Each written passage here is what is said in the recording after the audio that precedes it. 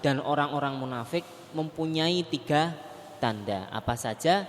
Yang pertama adalah apa yang dibicarakannya itu adalah suatu yang bohong, dan ketika dia itu berjanji maka dia itu akan mengingkari janji yang telah dibuatnya, dan ketika dia itu dipercaya maka dia itu akan berkhianat.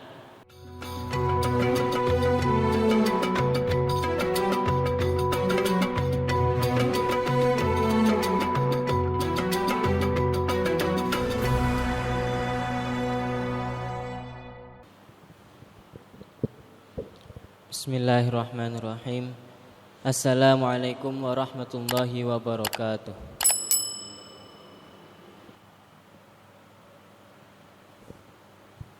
Bismillahirrahmanirrahim. Faslun fi alamatis syirki, pasal yang menjelaskan tentang tanda-tanda syirik. Kalau yang kemarin kan faslun fi alamatil khair, pasal yang menjelaskan tentang tanda-tanda suatu kebaikan. Kalau yang sekarang adalah faslun fi alamatis syirki, pasal yang menjelaskan tentang syirik, sebaliknya. Qala alaihi salatu wassalam, ya Ali walil kafiri salasu alamatin. Kanjeng Nabi dawuh, wahai sahabat Ali, orang kafir mempunyai 3 tanda. Yang pertama, asyakku fillah, dia itu ragu terhadap Allah. Dia itu ragu terhadap keesaan Allah, ragu terhadap bahwa Allah itu adalah Tuhan. Wal bughdu fi ibadillahi, dan benci kepada hamba-hambanya Allah, benci terhadap hamba-hambanya Allah. Yang ketiga adalah wal ghaflah fi taatillah, lalai, dia itu lalai dalam taat kepada Allah, lalai dalam taat kepada Allah. Ya Ali walil munafiqi salasu alamatin, dan orang-orang munafik mempunyai 3 tanda. Apa saja? Yang pertama adalah idza haddasa kadzaba, ketika dia itu berbicara, apa yang dibicarakannya itu adalah suatu yang bohong, sesuatu yang tidak benar.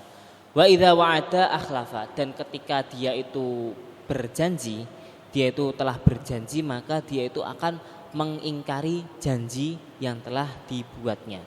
Dan wa idza tumina khona, dan ketika dia itu dipercaya, dia itu telah dipercayai, maka dia itu akan berkhianat.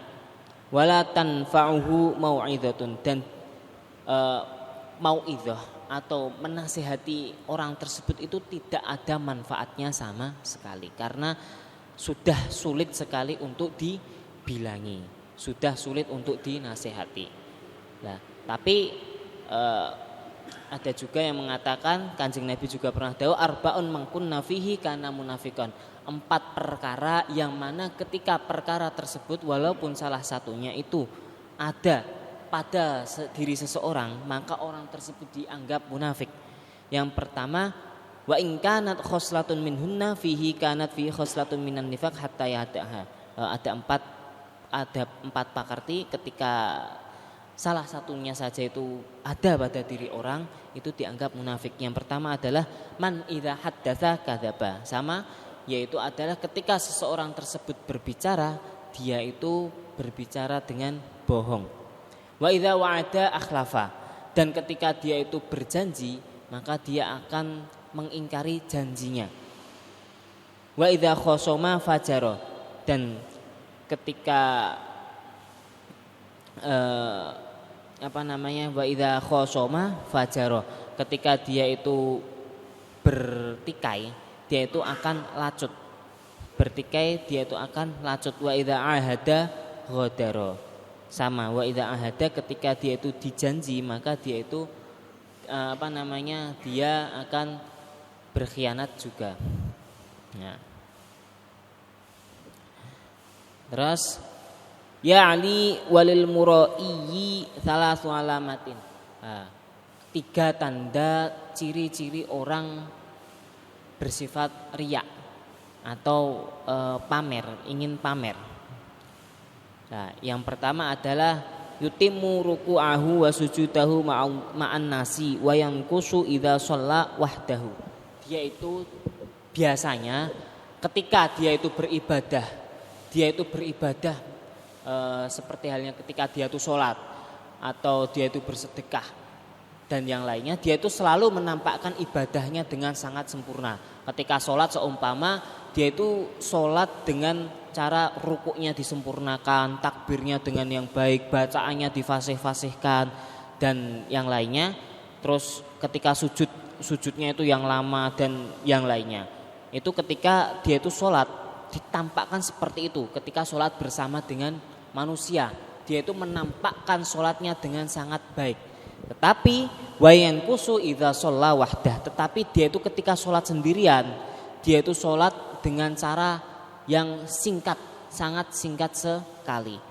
Ketika dia itu sholat dengan sholat sendirian, dia itu sholat dengan singkat. Ketika rukuk, kalau bersama orang-orang itu rukuknya dengan sangat sempurna sekali. Dia itu rukuk, angger rukuk biasa. Terus ketika sujud, angger sujud biasa gitu, enggak sujud yang disempurnakannya. Dan ketika membacanya tidak sefasih yang ketika dia itu bersamaan dengan orang-orang. Itu biasanya salah satu ciri-ciri orang itu riya, ingin menampakkan ibadah yang dilakukannya. Wa yanshutu lil mar'i alladzi yusna alaihi. Dan dia itu akan semangat, dia itu akan menjadi semangat bila ada orang yang memuji kepada dirinya.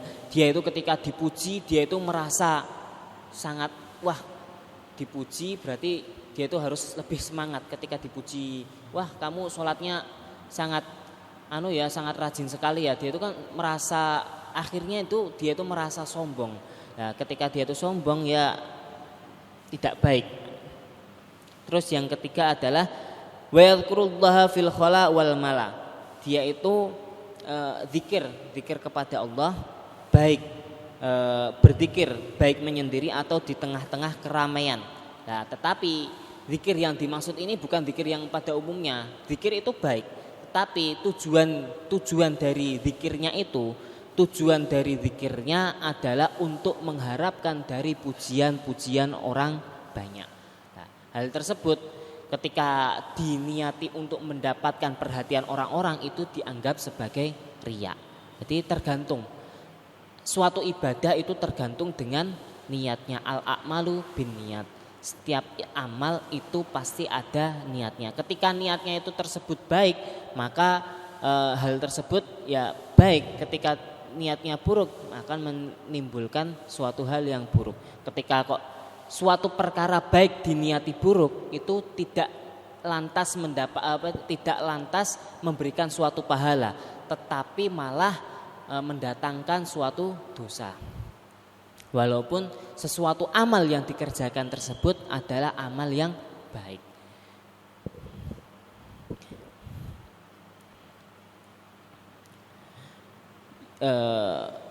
Ya Ali walil ahmaki salasu alamatin. Wahai sahabat Ali, orang yang dungu, ahmak, orang yang dungu itu mempunyai 3 tanda.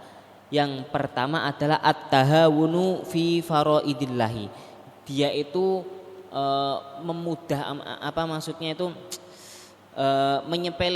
menyepelekan apa yang telah difardukan oleh Allah. Sesuatu yang telah difardukan, sesuatu yang telah diwajibkan Allah baginya itu disepelekan. Seperti halnya ketika sholat 5 waktu, seperti halnya contoh itu sholat isya. Seumpama sholat isya, sholat isya waktunya panjang, itu dia itu artinya menyepelekan sesuatu yang telah diperintahkan atau yang diwajibkan Allah baginya. Nah, umumnya itu orang-orang sholat isya itu lama waktunya, tak tidur dulu, bablasan subuh. Yang subuh tangi, kalau enggak tangi ya panggah subuhnya juga kodok. Dan yang kedua adalah wakasrotul kalami fi dzikrillah. Dia itu membanyakkan berbicara di dalam zikir kepada Allah. Ketika dia itu seharusnya berzikir kepada Allah, dia itu malah banyak berbicaranya. Dan yang ketiga adalah watta'nu fillah. mencela pada hukum-hukumnya Allah, mencela hukum-hukum yang telah ditetapkan Allah.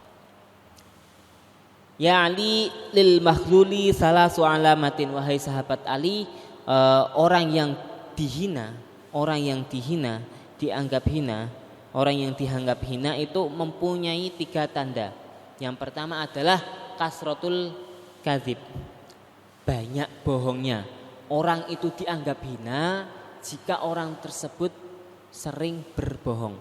Seperti halnya ketika ulama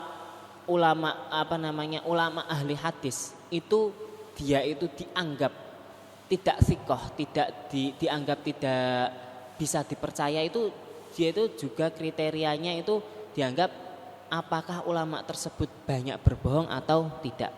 Nah, ketika ulama tersebut banyak berbohongnya, maka ulama tersebut dianggap tidak sikoh. Hal tersebut bisa mempengaruhi kesahihan suatu hadis. Itu hanya dia itu dalam berbicara saja itu bisa mempengaruhi suatu hadis itu sahih atau tidak, tapi hanya dalam sanadnya saja, tidak dalam tulisan hadis tersebut. Ya. Wa kasratul aiman, dia itu yang kedua adalah wa kasratul aimani al-fajirah, banyak sumpah palsu. Dia itu sering sumpah palsu. Dia itu bersumpah bahwa seperti ini. Nah, tapi yang disumpahkannya itu adalah sesuatu yang tidak jelas atau sesuatu yang tidak benar adanya. Yang ketiga adalah wa kasratul hawaiji ilan nas. Dia itu banyak butuhnya kepada manusia. Dia itu selalu meminta kepada manusia. Terus ya Ali wali syaqiyyi salasu alamatin, orang yang tercela, orang yang cela itu mempunyai 3 tanda juga. Yang pertama adalah kutul haram, makanan yang haram. Nah, makanan yang haram itu bisa menjadikan seseorang tersebut tercela atau hina, menjadikan orang itu hina. Nah, sebaliknya makanan yang halal itu bisa menjadikan orang itu menjadi baik. Nah, bisa dilihat bahwa baik atau buruknya makanan seseorang itu bisa mempengaruhi juga pada baik buruknya orang tersebut, bisa menjadikan tingkah laku seseorang baik ataupun buruk. Ini disebabkan hanya makanan saja. Terus yang kedua adalah wajtinabul alim, menjauhi berkumpul dengan orang-orang alim, menjauhi orang-orang alim, tidak mau berkumpul dengan orang alim.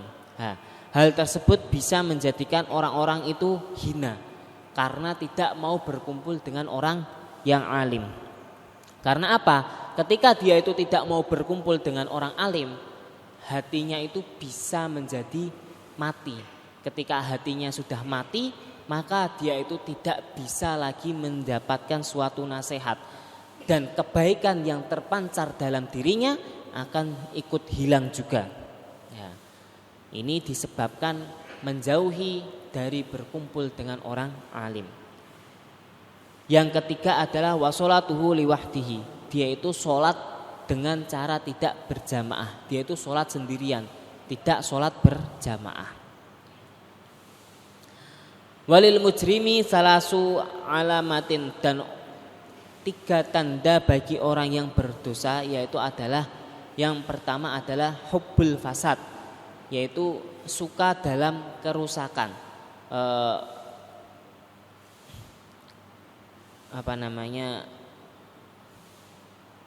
senang dalam membuat kerusakan. Dan yang kedua adalah wadurrul ibadi, menyusahkan atau merugikan hamba-hamba Allah Subhanahu wa ta'ala. Dia itu hidupnya selalu meresahkan orang-orang, merasahkan tetangganya. Itu termasuk ciri-ciri orang yang berdosa atau durhaka. Yang ketiga adalah wastinabur rasyad, dia itu menjauhi dari petunjuk yang telah diberikan kepadanya. Dia itu tidak mau menerima nasihat yang diberikan kepadanya. Ya Ali walidzalimi salasu alamatin, wahai sahabat Ali, orang yang zalim, orang yang teraniaya itu mempunyai 3 tanda juga. La yubali min ayyi syai'in ya'kulu. Dia itu tidak peduli dari mana dari mana sesuatu yang dimakannya. Dia itu tidak peduli. Makanan yang dimakannya itu tidak peduli. Itu makanan yang halal ataupun makanan yang haram. Dia itu tidak peduli. Angger dipangan tok. Dia itu tidak memperdulikan sesuatu tersebut halal atau haramnya. Terus wayak haru madinahu, dan yang kedua adalah memaksa kepada orang dolim ini, memaksa pada orang yang dihutanginya, dipaksa untuk segera melunasinya. Padahal dalam urusan hutang piutang itu sebaiknya itu ketika hutang tersebut telah disepakati untuk jatuh temponya pada segini lah, bagi orang yang menghutangi itu sebaiknya adalah bersabar. Dia itu sebaiknya itu bersabar. Sedangkan bagi orang yang menghutang itu sebaiknya adalah alangkah baiknya itu dia itu menyegerakan dalam membayar hutangnya. Dia itu harus saling pengertian. Ketika orang yang menghutangi itu harus dia itu harus bersabar, tidak lantas dia itu memaksa orang yang dihutangi untuk segera membayar. Memang itu haknya dia, tetapi dia itu tetap harus bersabar karena sudah dipastikan jatuh tempo yang telah disepakati. Terus yang ketiga adalah wayabtishu bihi idza amkanahu. Dan yang ketiga adalah dia itu mengamuk, dia itu akan marah dengan keras, marah kepada orang yang berhutang apabila tidak terpenuhi keinginannya.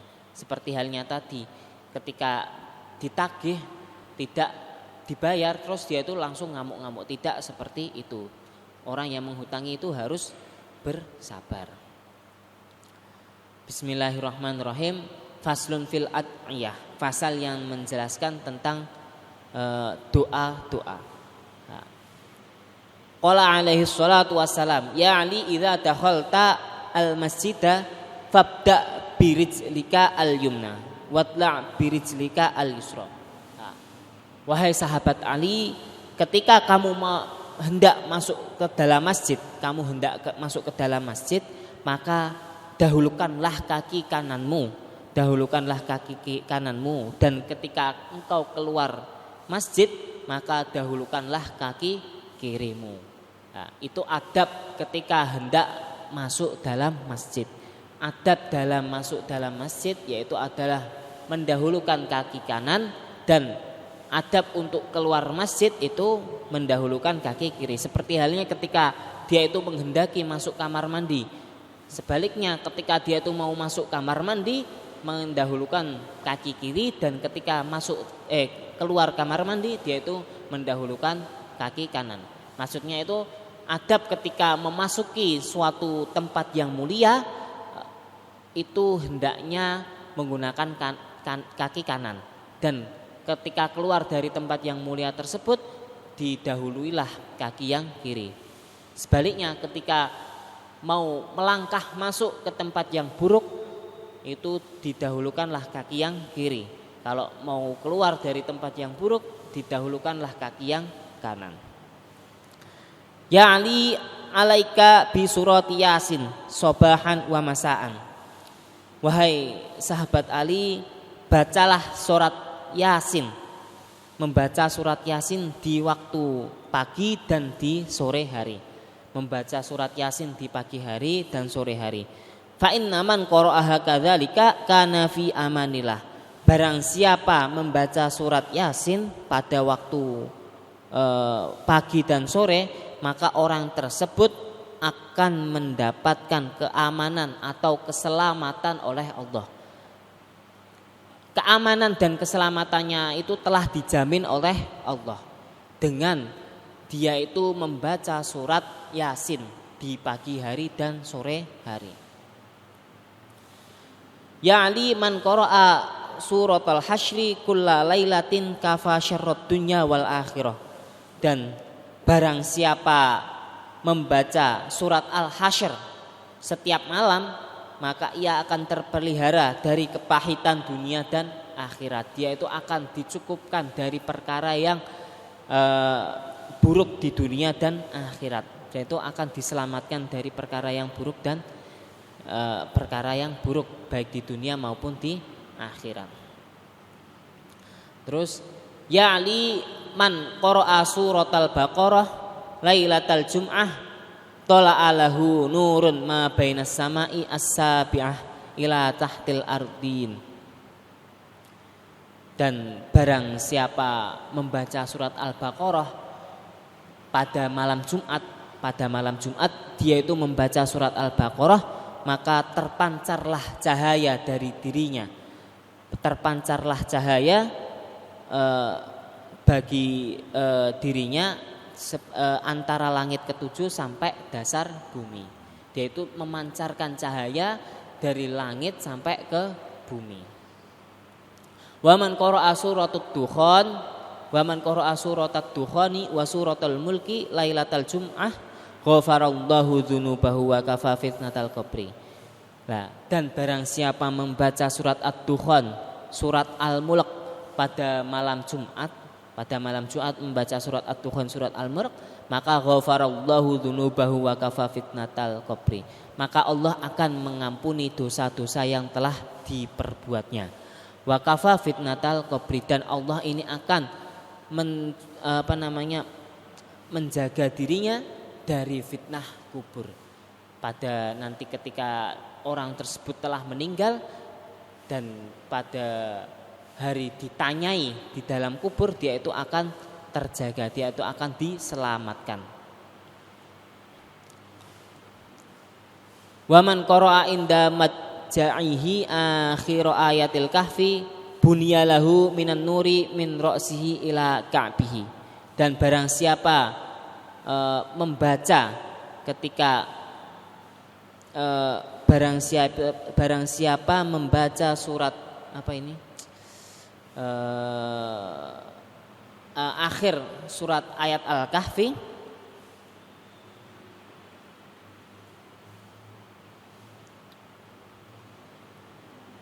bunyalahu min nurin min ra'si ila ka'bihi, maka dibangunkan baginya cahaya dari kepala sampai ka'bihi, sampai ka'bi, sampai koloknya, dari atas kepala sampai kakinya. Wa man qara'a suratat Thariq inda marqadihi kutibalahu adada nujumi sama'i hasanatin. Dan barang siapa dia itu membaca surat At-Thariq pada tempat tidur, maksudnya dia itu mau tidur, dia itu terus membaca surat At-Thariq, maka ditulislah pahala baginya, pahala sebanyak apa? Sebanyak bilangan bintang yang ada di langit. Ditulis suatu kebaikan, ditulislah kebaikan sebanyak bintang, jumlah bintang yang ada di langit, dan seterusnya. Mungkin sedikit yang bisa saya sampaikan pada sore hari ini. Kurang lebihnya mohon maaf. Wassalamualaikum warahmatullahi wabarakatuh.